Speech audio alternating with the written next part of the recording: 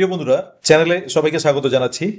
আপনারা জানেন যারা 9-10 এ পরীক্ষা দিচ্ছেন তাদের কাছে গ্রামারটা কতটা ভাইটাল। অর্থাৎ টেক্সটের সঙ্গে সঙ্গে গ্রামার কিন্তু আমাদের খুব ভালো করে দেখতে হয়। এই গ্রামারটা কিন্তু একটা ডিসাইডিং ফ্যাক্টর করে। তো বিভিন্ন টাইপের গ্রামার দেখতে হয়। শুধু গ্রামার বলতে যে আমরা সিলেক্টেড কিছু টপিক দেখবো তা নয়, বিভিন্ন টাইপের গ্রামার দেখতে হয়। অনেকে কনফিউজড কি দেখবেন। তো আমার মধ্যে সিলেবাসে যেগুলো আছে এর মধ্যে কিন্তু অনেক রকম ভ্যারাইটি আছে। শুধু নাউন বললে নাউনটা নাউনের পার্টস অফ স্পিচে শুধু নাউনগুলো দেখলে হবে, নাউনের মধ্যে আলাদা আলাদা ভাগগুলোকে দেখতে হবে। আমি সেটা উদাহরণ দিলাম, কিন্তু এর মধ্যে বিভিন্ন টাইপ থাকে। এই টাইপগুলো কিন্তু আমরা আলাদা আলাদা নেওয়ার চেষ্টা করি, এই প্রশ্নের মধ্যে নতুন নতুন কিছু আনার চেষ্টা করি। তো সব টাইপেরই দেখবেন। আর বিশেষ করে যে দুই এক রকম গ্রামার দেখবেন তা নয়, অর্থাৎ সব রকম গ্রামার যত প্র্যাকটিস সেটের মধ্যে পাওয়া যায় সেই গ্রামারগুলো দেখবেন এবং কনফিউশন গুলোকে ক্লিয়ার করে নেবেন। অনেক ভুলও থাকে, সেগুলো নিজেদের মধ্যে থেকে মিটিয়ে নেবেন। তো এভাবেই গ্রামার সেটগুলোকে দেখতে হয় এবং গ্রামারটাকে নিশ্চিত হতে হয়। তো আমরাও আজকে গ্রামার সেট নিয়ে এসেছি, প্র্যাকটিস সেট 41। এই প্র্যাকটিস সেট 41 এর মধ্যেও 15টা গ্রামার আছে। একটু ভ্যারাইটি নিয়ে আসার চেষ্টা করি প্রত্যেকটা সেটের মধ্যেই। তো চলুন আজকের সেটটা একটু দেখে নেই। She spent her days pathetically by earning money in others' house. Here, the italicized phrase is an example of. এখানে ইটালিসাইজ ফ্রেজ, দ্যাট ইজ এই যে আমাদের আর্নিং মানি পাচ্ছি, বাই আর্নিং মানি, এটা কি ধরনের এক্সাম্পল। তো এটাকে আমরা যদি দেখি, দেখুন অপশনগুলো আগে দেখে নেই। Participle, gerund, infinitive, absolute phrase, চারটা দেওয়া আছে। তো এটার ফাংশনটা কিরকম? ফাংশনটা হচ্ছে দেখুন, পয়সা উপার্জন দ্বারা, পয়সা উপার্জন দ্বারা বা টাকা উপার্জন দ্বারা সে তার ডেজগুলোকে খুব প্যাথেটিক্যালি কাটায়, অর্থাৎ মানুষের বাড়িতে পয়সা উপার্জনের দ্বারা। এখানে কিন্তু আমরা ফাংশনটা পাচ্ছি অনেকটা হচ্ছে নাউনের মতো। তো নাউনের ভার্বটা যদি নাউনের মতো আচরণ করে তাহলে সেইটাকে কিন্তু আমরা বলি জিরান্ট। তাহলে এই প্রথম যে আমাদের প্রশ্নটা আছে, প্রথম প্রশ্নটা কিন্তু জিরান্ট। আপনারা নিশ্চয়ই এর আগের সেটগুলোতে সেভাবে নাম্বার করেছেন, অনেকেই ভালো নাম্বার পেয়েছেন, 14, 15 এরকম পেয়েছেন। তো আজকের সেটটাতেও সেরকম করবেন, ভালো লাগবে, ভালো লাগে এত ভালো নাম্বার পেলে। প্রশ্নগুলো একদম যে সোজা থাকে তা নয়, প্রশ্নগুলো আমাদের কিছু কিছু প্রশ্ন বুঝতেই পাচ্ছেন, আপনারা অনেক পরীক্ষা দেন, তো সেক্ষেত্রে কিছু কিছু প্রশ্ন আসার মতো। তো সেরকম প্রশ্নের থাকে, তো এর মধ্যে নাম্বার ভালো পেলে কিন্তু ভালোই লাগে। আচ্ছা, তো এটা আমরা প্রথম এক্সাম্পলটা যেটা পেলাম সেটা হচ্ছে কিন্তু জিরান্টের, দ্যাট ইজ 1 নম্বরের অ্যান্সার হচ্ছে বি। ওকে, এবার আসি 2 নম্বরটাতে। 2 নম্বরটা দেখুন, what a pity the piker faces the tragic death. তো এখানে আমরা যেটা দেখছি যে এখানে কি বলছে, the underline phrase is an example of. Underline ফ্রেজটা কিসের এক্সাম্পল? এবার বলছে adjective phrase, prepositional phrase, adverbial phrase এবং ইন্টারজেকশনাল ফ্রেজ। এখানে আমরা 4টা ফ্রেজ পেয়ে গেছি। তো হোয়াট এ পিটি, এটা কিন্তু একটা ফ্রেজ, আমরা বুঝতেই পাচ্ছি। এবং এই ফ্রেজটা, that is not a word, there more than one word, সুতরাং এটাকে আমরা ফ্রেজ বলছি। তো এই ফ্রেজটা কিন্তু কি টাইপের ফ্রেজ, আমরা যেহেতু এখানে এই মার্কিং করা আছে এবং হোয়াট এ পিটি এরকম বলা আছে, তো এটা একটা, আপনারা যারা জানেন ইন্টারজেকশনটা কি তারা বুঝতেই পাচ্ছেন যে এটা একটা ইন্টারজেকশনাল ফ্রেজ।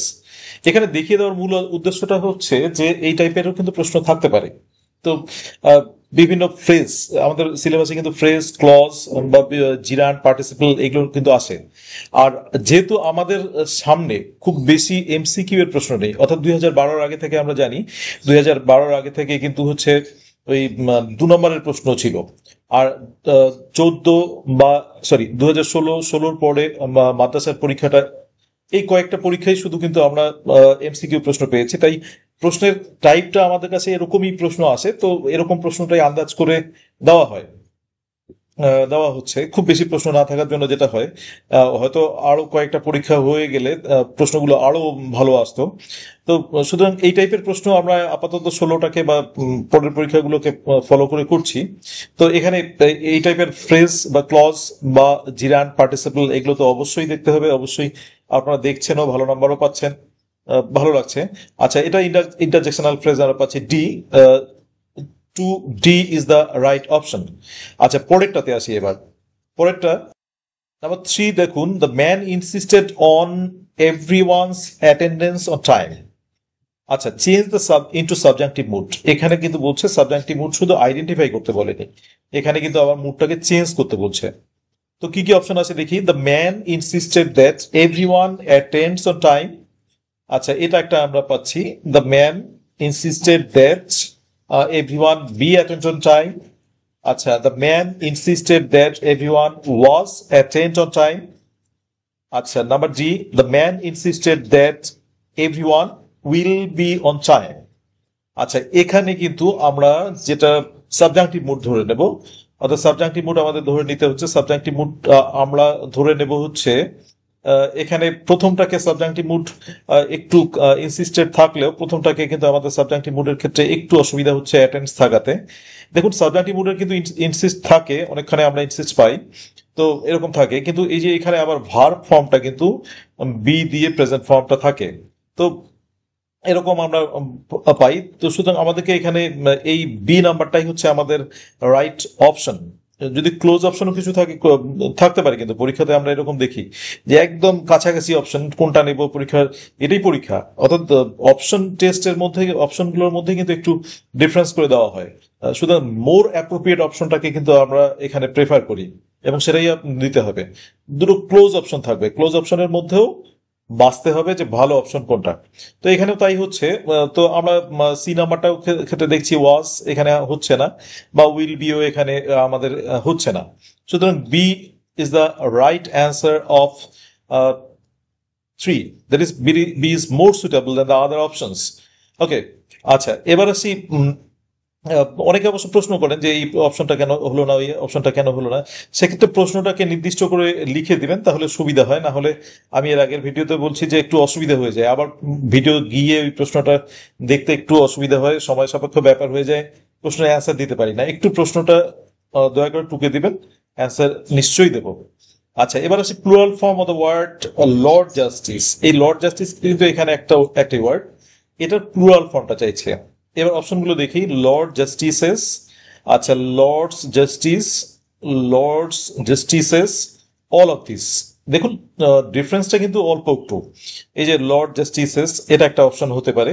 আচ্ছা, লর্ডস জাস্টিসেস এখানেও প্লুরাল ফর্মের ক্ষেত্রে দেখছি এরকমও হয়, আগেরটার সঙ্গে এস যোগ হয়, পরেরটার সঙ্গে হয় না। আবার এই যে এই তিনটার অপশনই কিন্তু বলা আছে, এবং তার সঙ্গে বলা আছে এগুলো কি সবগুলোই হবে। আমাদের কিন্তু এখানে এই নির্দিষ্ট ওয়ার্ডটা জানতে হয়, না জানলে কিন্তু প্লুরাল ফর্মের ক্ষেত্রে আমরা দেখেছি অসুবিধা হয়।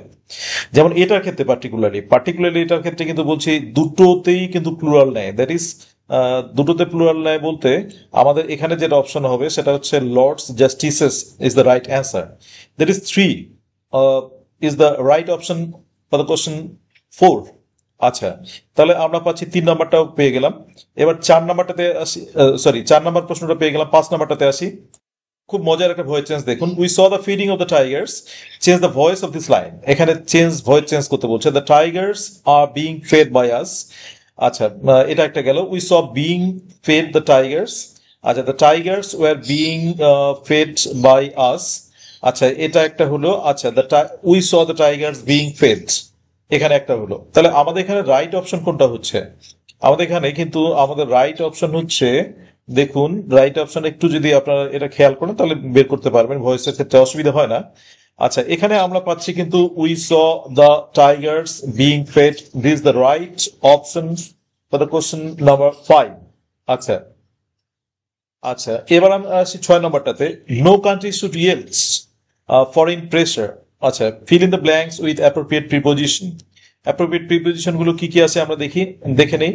1 নাম্বার আছে উইথ, নাম্বার 2 আছে টু, নাম্বার 3 আছে অফ, নাম্বার ডি আছে অফ ও এফ এফ। আচ্ছা, নাম্বার তাহলে হচ্ছে ইয়েল্ড, আমরা এখানে পাবো জেনে থাকলে একবারই হয়ে যায় 2। এগুলো কিন্তু আমাদের একটু কম টাইম কিলিং, কিছু কিছু প্রশ্ন টাইম কিলিং আছে, আমরা আগে বলেছি, সেগুলোকে একটু নজর দিয়ে করবেন। এই টাইপের প্রশ্ন জানা থাকলে তাড়াতাড়ি করে দেবেন। আচ্ছা, নাম্বার 6 তাহলে হচ্ছে B is the right answer. আচ্ছা, নাম্বার 7-এ আসি। নাম্বার 7টা দেখুন, the boy did not dare swim in the river because the weather was stormy no weather. 4টা পার্ট আছে, পি কিউ আর এস, 4টা পার্ট পেয়ে গেলাম আমরা। এবার এখানে কি করতে বলছে? Find out the error. খুব সমস্যার জিনিস এটা, find out the error in this line. আচ্ছা, পি কিউ আর এস করে দেওয়া আছে, আমাদের খুঁজতে হচ্ছে কোথায় ভুল আছে। এটা খুবই একটা ডিফিকাল্ট কাজ, এই এরর কারেকশনটা আমরা অনেকেই মনে করি যে এটা না থাকলেই ভালো এবং একটু প্রবলেমেটিক, একবারে না বেরোলে তো মুশকিল হয়ে যায়। তো এখানে আমাদের যেটা দেখতে হয় সেটা হচ্ছে the boy did not dare to swim, এখানে আমাদের একটা টু হতো। তো এখানেই আমরা মিস্টেকটা পাচ্ছি পি, পি নাম্বারে, that is P is the right option. Question number 7। আচ্ছা, এবার আসি change the gender of boar. বোরের কিন্তু জেন্ডারটাকে চেঞ্জ করতে বলছে। তো এটা নিশ্চয়ই পড়া আছে এবং পড়া থাকে, এইভাবে টাইমগুলোকে অ্যাডজাস্ট করতে হয়। এটাকে আমরা কিন্তু তাড়াতাড়ি সময় নেব না, তাড়াতাড়ি দিয়ে দেবো। এবার বেয়ার, সো, স, বেয়ার, বিয়ার। আচ্ছা, তার মধ্যে এখানে আমাদের কিন্তু একবারে দেখতে হচ্ছে দুটো বানানের মধ্যে একটু ডিফারেন্স আছে, তাহলে এটা হচ্ছে সো, আমরা জানি, একবারে দিয়ে দিলাম। আচ্ছা, নাম্বার 8 গেল আমাদের বি। আচ্ছা, নাম্বার 9-এ আসছে neither you nor I dash right now, fill in the blank with appropriate verb form।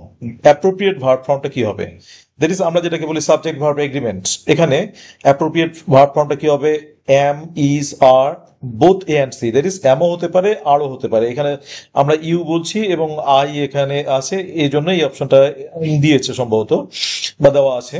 তো এখানে আমাদের খেয়াল রাখতে হচ্ছে যে কোনটা হবে। তাহলে এখানে আমাদের খেয়াল রাখতে হবে কিন্তু নেইদার নট থাকলে আমাদের পরের সাবজেক্ট যেটা হয় সেটাকে অনুসরণ করে বসে, দ্যাট ইজ আই কে অনুসরণ করে এখানে বসবে। এখানে অ্যামটাই হচ্ছে অ্যাপ্রোপ্রিয়েট। তো neither you nor I am right now, এটাই হচ্ছে কিন্তু right answer, that is 1 is the right option. Okay, number 10, we shall get home much quicker if dash this field। আচ্ছা, dash this field এখানে fill in the blank with phrasal verb। phrasal verb বলছে cut across, আচ্ছা, cut down, cut out, cut off। এখানে 4টা option দিয়ে দেওয়া আছে, 4টা অপশনের মধ্যে কোনটা হবে? আচ্ছা, এখানে কিন্তু খেয়াল রাখতে হচ্ছে আমাদের এই ফ্রেজাল ভার্বগুলো দেখতেই হচ্ছে। তো এটার মধ্যে কয়েকটা ফ্রেজাল ভার্ব আপনাদের নিশ্চয়ই জানা আছে, cut off, cut out, cut down, এগুলো জানা আছে। কাট অ্যাক্রস, কাট অ্যাক্রস কিন্তু কোনো ভাবে দিয়ে রাস্তা শর্টন করে তাড়াতাড়ি যাওয়াকে কাট অ্যাক্রস বলে। তো সেক্ষেত্রে আমাদের এখানে কাট অ্যাক্রসটাই অ্যাপ্রোপ্রিয়েট হচ্ছে, that is a is the right option of the question number 10। আচ্ছা, এবার আমরা আসছি কোশ্চেন নাম্বার 11-এ। চলুন, কোশ্চেন নাম্বার 11টা হচ্ছে his friend having helped him he is prospering, which of the following is the complex sentence of the line. এখানে complex সেন্টেন্সটা চাইছে। আচ্ছা, অপশনগুলো কি? এই টাইপের প্রশ্নগুলো কিন্তু আবার স্লো যেতে হবে। কিছু কিছু প্রশ্ন ফাস্ট, কিছু কিছু প্রশ্ন স্লো। তো এখানে আমরা স্লো করে দেখবো। He is prospering because his friend has helped him. আচ্ছা, he is prospering because his friend having helped him. আচ্ছা, he is prospering because his friend had been helped him। আচ্ছা, he is prospering because his friends have helped him। এখানে প্রশ্নগুলোকে আমাদের দেখতে হচ্ছে। তাহলে he is prospering because his friend has helped him, এখানে আমরা একটা অপশন পেয়ে গেলাম, হ্যাঁ এটা হতে পারে। আচ্ছা, he is prospering because his friend having helped him, that is এখানে কিন্তু বিকজ দেওয়া আছে ঠিকই, কিন্তু বিকজ দিয়ে যে পরের ক্লজটা আছে এখানে একটু অসুবিধা আছে, সুতরাং এটাকে আমরা ধরছি না। আচ্ছা, he is prospering because his friend had been helped him, আমরা এখানে হ্যাড বিনটাকেও ইউজ করব না। এই কারণে হ্যাড বিনটাকে ইউজ করব না এখানে দুটো কারণেই। একটা হচ্ছে এখানে প্রয়োজন নেই পাস্ট টেন্সের, এবং হচ্ছে প্যাসিভেরও প্রয়োজন নেই, এটাকে আমাদের অ্যাভয়েড করব আমরা 3 নাম্বারটাকে।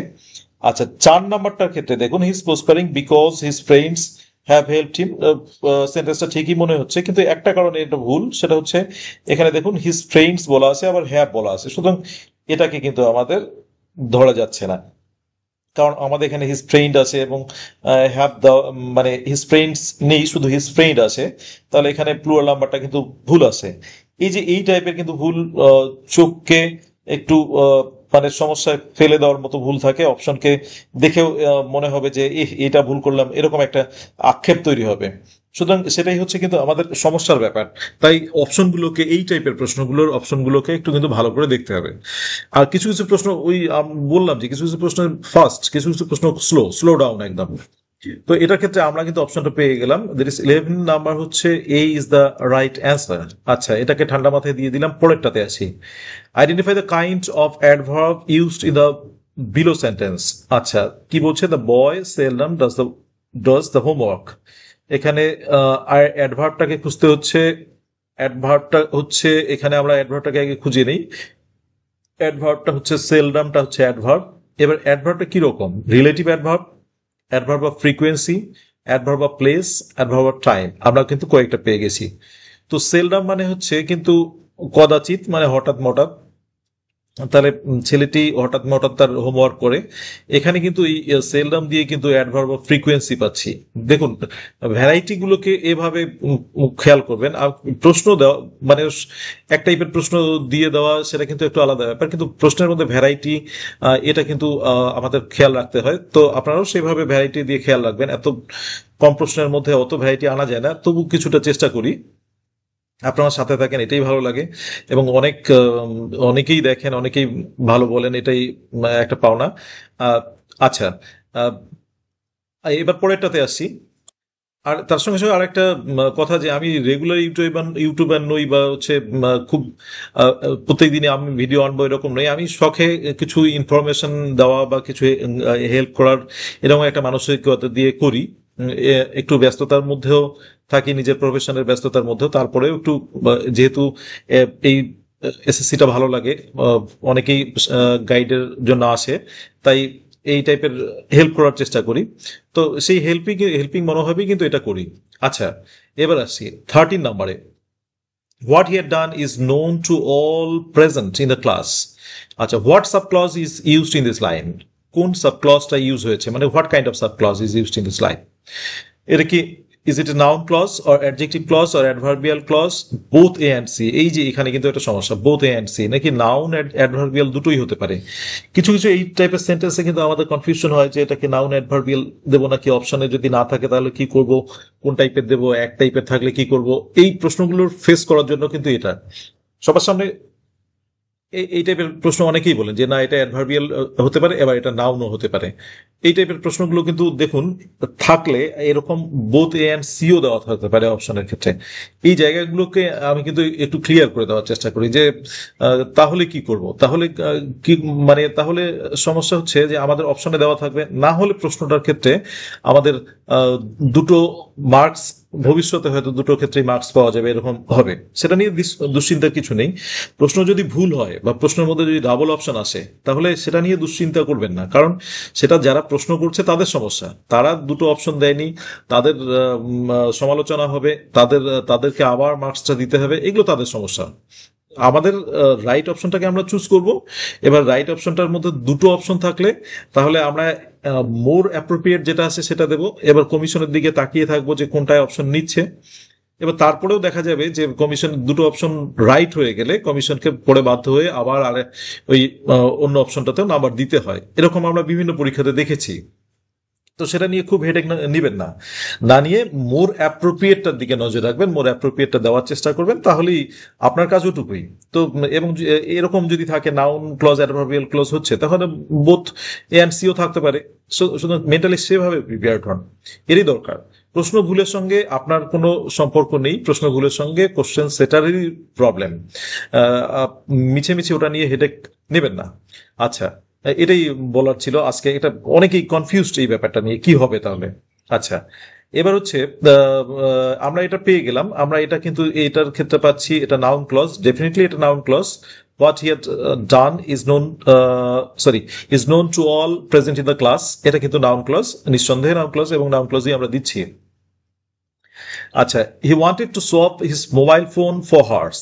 হিয়ার হার ইজ, এখানে হারটা কি ধরনের, কি ধরনের বলছে, মানে পজিটিভ অ্যাডজেক্টিভ, নাকি হচ্ছে এটা পজিটিভ প্রোনাউন, না এটা রিলেটিভ প্রোনাউন, না রিফ্লেক্সিভ প্রোনাউন? আমরা চারটা অপশন পেয়ে গেছি। তো এটার মধ্যে কি, এটার মধ্যে দুটো জায়গা নিয়ে কনফিউশন হতে পারে। এটা অবশ্যই পজিটিভ মনে হচ্ছে, কিন্তু এটা খেয়াল রাখবেন যে এই টাইপের ওয়ার্ড গুলো কিন্তু পজিটিভ প্রোনাউন। তো আমরা এটাকে পজিটিভ প্রোনাউন ধরছি এবং পজিটিভ প্রোনাউন রাইট দিচ্ছি।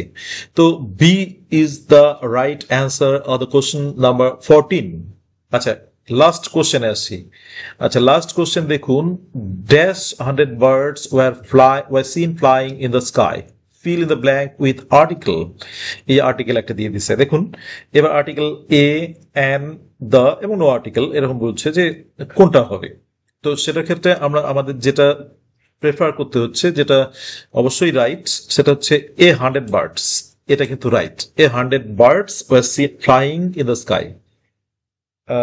100 বার্ড, আর যদি অন্য রকম থাকতো তাহলে হান্ড্রেডস অফ বার্ডস থাকতো, তাহলে কিন্তু অফ যদি এখানে থাকতো তাহলে কিন্তু আমাদের নো আর্টিকেল হয়ে যেত, কিন্তু এ 100 বার্ড থাকার জন্য কিন্তু আমাদের এ দিতে হচ্ছে। তো এটাই হচ্ছে আমাদের A is the right option question number 15 এর। তো এটাই আজকের ভিডিওটা এটাই ছিল, এই প্রশ্নগুলো নিয়ে। এই টাইপের প্রশ্ন গ্রামার গুলো ফলো করুন, টেক্সট গুলো ভালো করে রিভিশন দিন। পরীক্ষার কয়েকটা দিন আছে, যেটুকু পারবো অবশ্যই সাহায্যের হাত বাড়িয়ে দেবো। Thank you for watching the video. Please subscribe the channel and stay tuned. Your help means a lot to me.